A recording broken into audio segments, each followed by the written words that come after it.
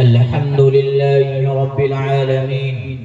والصلاة والسلام على شمس الهداية واليقين. أما بعد، فقد قال الله تبارك وتعالى في القرآن المجيد والفرقان الحميد: فاعوذ بالله من الشيطان الرجيم، بسم الله الرحمن الرحيم. إنا نحن نزلنا الذكر وإنا له لحافظون. صدق الله العظيم. وقال النبي صلى الله عليه وسلم: خيركم من تعلم القرآن وعلمه، أو كما قال عليه الصلاة والسلام. یکو جگدیشورا یکو جگد گرو سروے اوتار ستیہ سب دھرم گرند ستی سنتا سمرم پراتھنا میرہوستن نگا سلم نگن چھیدی ویدا احمدم پروشنم رام رمائنم ستیہ مستک رام رمائنم ستیہ مستک. اوم شانتی اوم شانتی. جو حضرات کھڑے ہیں آ کر بیٹھ جائیں تاکہ اگر آپ کو کوئی بات بتائی جائے یا کوئی آیت پڑھ کے سنائی جائے تو کل صبح آپ چوک اور چوراہوں پہ یوں کہیں، میں آپ کو یوں بتا کر چلا جاؤں کہ ربنا آتنا فی الدنیا حسنہ، اور آپ صبح آپس میں بحث کریں ربنا اسنا فی دنیا. اس لیے آپ لوگ قریب آ جائیں اور کان لگا کے سنیں کہ یہ اصلاح معاشرہ اور تعلیمی بیداری اجلاس کیوں ہوتے ہیں اور روزانہ یہ اجلاس ہو رہے ہیں. ہمارے علاقے میں، آپ کے علاقے میں روزانہ بڑے بڑے اللہ والے آ رہے ہیں، لیکن ہماری اصلاح کیوں نہیں؟ روزانہ ہمارے لیے دعائیں ہو رہی ہیں. بڑے بڑے اکابرین، چاہے وہ دارالعلوم سے ہو، چاہے وہ مظاہر العلوم سے ہو، چاہے وہ ندوۃ العلماء سے ہو،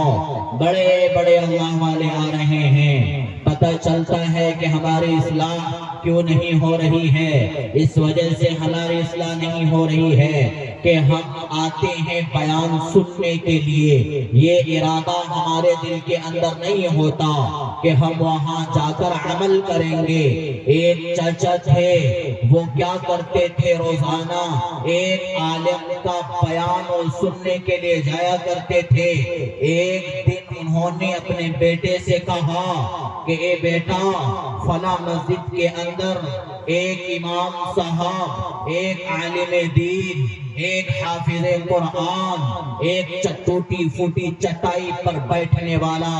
وہ اللہ اور اس کے رسول کی تعلیم دیتا ہے. چلو آپ بھی بیان سننے کے لیے چلو. ہاں میں آپ کو بتا دوں، وہ نوجوان کے اپنے والد کے ساتھ ہو لیا، اور جب ہو گیا تو مولانا نے یہ بیان کیا کہ سطر کا اٹھانا حرام ہے، سطر کا دکھانا حرام ہے. آج ہم 70 کو 70 80 بھی دکھا دیتے ہیں، ہے نا سر؟ جب کام کرنے جاتے ہیں کھیتوں پہ 70 کو 70 80 بھی دکھا دیتے ہیں. تو جب وہ نوجوان بیان سن کر آ رہا تھا، راستے میں ایک ندی پڑی. اس نے سوچا کہ علماء نے بتایا، ہاں میں آپ کو بتا دوں، حضرت مولانا علی میاں حسن ندوی علیہ الرحمہ فرمایا کرتے تھے، اگر یہ قوم اگر علماء کی مان لے تو یہ قوم ترقی ہو جائے گی. میں آپ کو وہ واقعہ بتا دوں کہ 1919 کے اندر حضرت مولانا علی میاں علیہ الرحمہ برما گئے تھے، اور انہوں نے کہا تھا کہ اے برمی مسلمانوں، میں تمہارا تعلق دیکھ رہا ہوں، رب سے کٹا چلا جا رہا ہے، قرآن سے کٹا چلا جا رہا ہے، اللہ سے کٹا چلا جا رہا ہے. ایک وقت آئے گا کہ آپ گاجر اور مولی کی طرح کاٹ دیے جاؤ گے. آج یہ علماء بتاتے ہیں تو پتہ چلتا ہے کہ یہ علماء یوں ہی بتاتے رہتے ہیں. یاد رکھو، مولانا علی میاں حسن ندوی علیہ الرحمہ فرما کر چلے گئے. کیا ہم نے اور آپ نے نہیں دیکھا 2017 اور 2018 کے اندر برمی مسلمانوں کو گاجر اور مولی کی طرح کاٹا گیا؟ اس لیے کان کھول کے سنو کشن گنج والوں، یہ بات یاد رکھنے کی ہے علماء یوں ہی بول کر نہیں چلے جاتے بلکہ وہ بتاتے ہیں جو آج سے 1400 سال پہلے میرے آقا نامدار محمد عربی صلی اللہ علیہ وسلم فرما کر چلے گئے تھے اگر گناہ بڑھ جائیں گے آپ پر یہ حالات آئیں گے آپ یہ سوچتے ہیں ان عالموں کو کیا پتا یہ عالم کیا جانتے ہیں ارے بابا یہ عالم تو وہ ہے جب ملک پر آج آتی ہے یہی عالم اٹھ کر ملک کی حفاظت کرتے ہیں اگر شریعت پر آج آتی ہے تو یہی عالم اٹھ کر شریعت کی حفاظت کرتے ہیں آج ہمارے کچھ بزرگ یہ کہتے ہیں بڈھے یہ کہتے ہیں کہ عالم اپنے طرف سے بات کو بنا کر کہتے ہیں نہیں جس دن اگر ان عالموں نے اپنے طرف سے بات کہنی شروع کر دی اس دن تو سارا مسئلہ ہی ختم ہو جائے گا کیا بات اس دن سارا مسئلہ ختم ہو جائے گا بلکہ یہ وہ بتاتے ہیں جو رب کا قرآن بتاتا ہے یہ وہ بتاتا ہے جو رسول کو فرمان بتاتا ہے تو میں عرض یہ کر رہا تھا وہ نوجوان جاتا ہے راستے میں ندی ملتی ہے جب ندی ملتی ہے وہ کہتا ہے کہ عالم دین نے بتایا تھا اللہ والے نے بتایا تھا حافظ قرآن نے بتایا تھا کہ سطر کا اٹھانا حرام ہے سطر کا اٹھانا حرام ہے وہ اپنے لنگی کو نہیں اٹھاتا ہے وہ اپنے پاجامے کو نہیں اٹھاتا ہے بلکہ یوں ہی دریا کو پار کر دیتا ہے یوں ہی پار کر دیتا ہے وہ جب گھر پہنچتا ہے اس کے والد محترم پوچھتے ہیں کہ بیٹا بتاؤ آپ کے کپڑے کیسے گندے ہوئے ابا جان جب میں راستے سے آ رہا تھا راستے میں ایک ندی ملی اور جب ندی ملی ندی میں پانی تھا میں نے سطر کو اٹھانا چاہا لیکن امام صاحب نے ہم کو بتایا تھا کہ سطر کا اٹھانا حرام ہے سطر کا دکھانا حرام ہے اس وجہ سے میں نے سطر کو نہیں اٹھایا سطر کو نہیں دکھایا کہا کہ میں اتنے دن سے جا رہا ہوں مجھے مولوی صاحب کی بات سمجھ میں نہیں آئی اور آج تو چلا گیا اور تجھے مولوی صاحب کی بات سمجھ میں آ گئی اس نوجوان نے کہا کہ ابا جان آپ مولوی صاحب کی تقریر کو سننے جاتے تھے نہ کہ اس نیت سے جاتے تھے کہ وہاں جا کے ہم کو عمل کرنا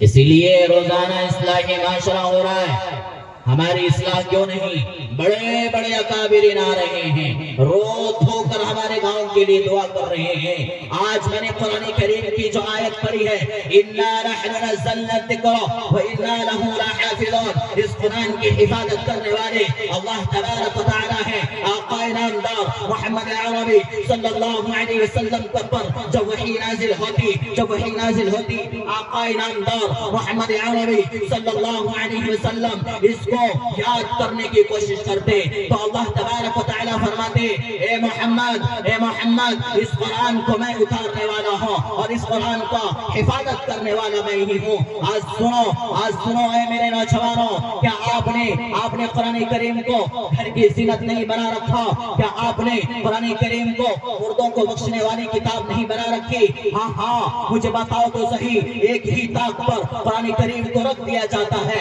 اور اسی طاق پر ٹی وی چلا دیا جاتا ہے بتاؤ وہ قرآن ہمارے لیے بد دعا نہیں کرتا ہوگا کہ وہ قرآن ہم سے نہیں پکار کر کہتا ہوگا چاہے اس کو گھر سے نکالو چاہے مجھ کو گھر سے نکالو مسلمانوں ہم نے قرآن کریم کی تلاوت کو چھوڑا ہم نے قرآن کے احکام کو چھوڑا رسول اللہ کے فرمان کو چھوڑا یہ بات یاد رکھ لو قرب قیامت سے پہلے قرآن کو اٹھا لیا جائے گا اٹھانے سے مراد ہے ان علماء کو ختم کر دیا جائے گا ان علماء کو مٹا دیا جائے گا ہاں آج یہ